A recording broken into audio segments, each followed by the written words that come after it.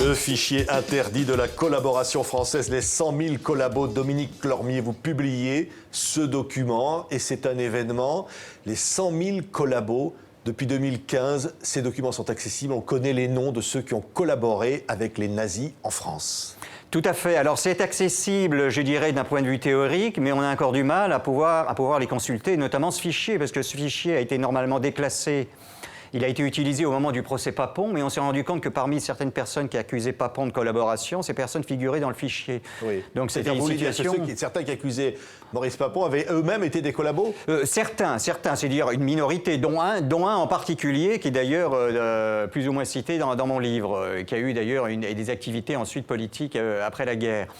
Mais et on découvre finalement dans le fichier qu'il était au Rassemblement national populaire de Mars-Aldea dans les Landes, qui était un mouvement ultra collaborateur. Oui, Dominique Lormier, vous êtes membre de l'Institut Jean Moulin. Tout à fait. Ce document, vous avez décidé d'en montrer une partie. Tout à fait. On ne peut pas donner tous les noms aujourd'hui, mais c'est d'abord l'incroyable histoire de ce fichier qui est arrivé jusqu'à aujourd'hui. Tout à fait, c'est une histoire extraordinaire et dont l'origine, c'est le colonel Paillol, l'ancien chef du contre-espionnage français pendant la guerre, qui va infiltrer les réseaux allemands, les mouvements de collaboration et qui va être en mesure de livrer un fichier d'environ 100 000 noms au moment de la libération. Oui, donc ce sont des suspects ou douteux, c'est l'expression qui est employée. Qu'ont fait ces gens concrètement? Alors, on trouve beaucoup de collaboration économique et de collaboration militaire, c'est-à-dire des gens qui volontairement se sont engagés dans la collaboration, donc qui vont soit lutter contre la résistance, dénoncer des juifs, arrêter des juifs,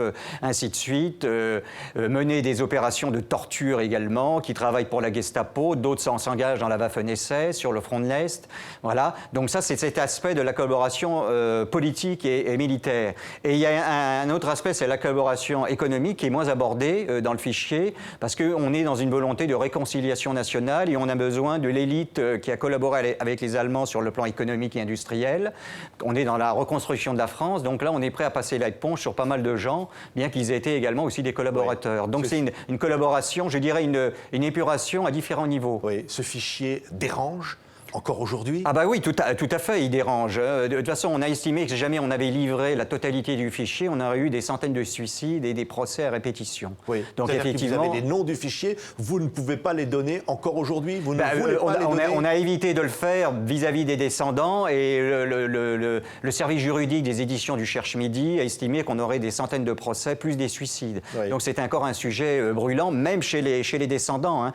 J'ai rencontré pas mal de descendants qui ont découvert d'un seul coup dans le grenier que leur grand-père décédé avait été dans les Waffen-SS et ça a été un véritable traumatisme dans toute la famille. Oui. Ils découvraient une photo de leur père en uniforme de SS. Voilà. Je cite des cas. Il y a le cas d'une famille à Bordeaux dont le père était dans la Waffen-SS et un des fils était avec le général de Gaulle à Londres. Donc vous imaginez un peu la situation familiale. Oui. Il y a des noms qui ne figurent pas dans ces fichiers, curieusement d'ailleurs. Pourquoi ils n'y figurent pas? Alors, il y a notamment des industriels qui n'y sont pas, comme je vous l'ai expliqué, dans le sens de la volonté de reconstruire le pays, et du fait que la collaboration économique est moins abordée, du fait que c'est parfois une collaboration contrainte. Par contre, vous avez une grande partie des noms de la collaboration militaire et politique qui y figurent, je dirais, à 99%. Oui, des noms connus, évidemment, un certain nombre de noms connus. Je pense par exemple à Lafont. Tout à fait. Alors, beaucoup vont être exécutés. Oui. Hein. Lafont dira, j'ai eu 10 vies... Tout à fait. Je peux bien en perdre une au moment de passer au peloton d'exécution.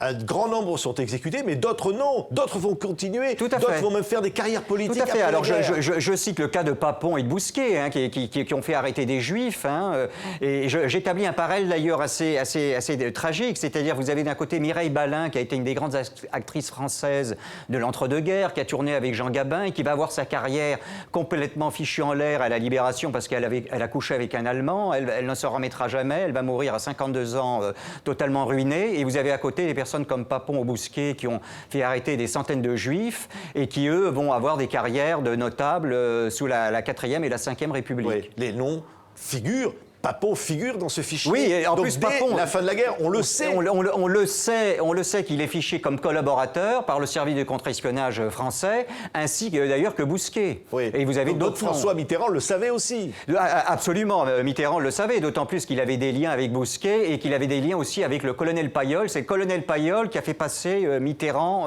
en Afrique du Nord. Oui, on y voit des collaborateurs, vous avez dit zélés, Oui. certains qui torturent. Oui.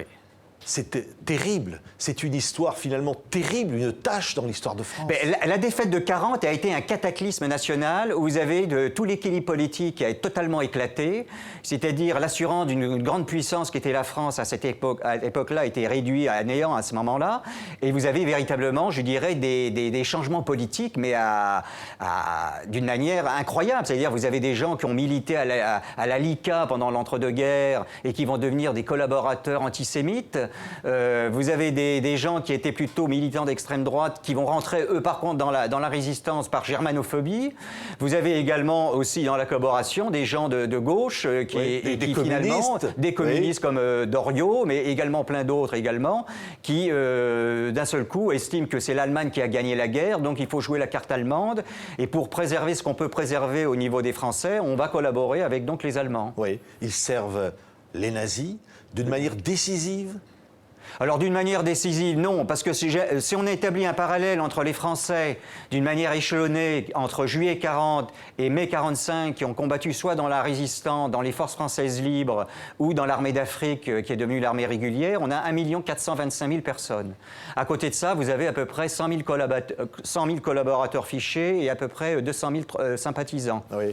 Donc vous avez quand même une balance qui va tout à fait en faveur, je dirais, de ceux qui ont combattu aux côtés des Alliés. Oui, ce qui montre donc des collabos qui vont passer entre les mailles du filet, tout à faire des fait. carrières politiques, des faux résistants. Vous avez également des collaborateurs qui vont obtenir des médailles de résistants alors qu'ils n'ont rien fait. Vous avez des collaborateurs, je le cite dans le livre, je cite les noms, qui ont travaillé pour la Gestapo et qu'on retrouve chef FFI à la Libération et qui vont même combattre dans l'armée de Lattre.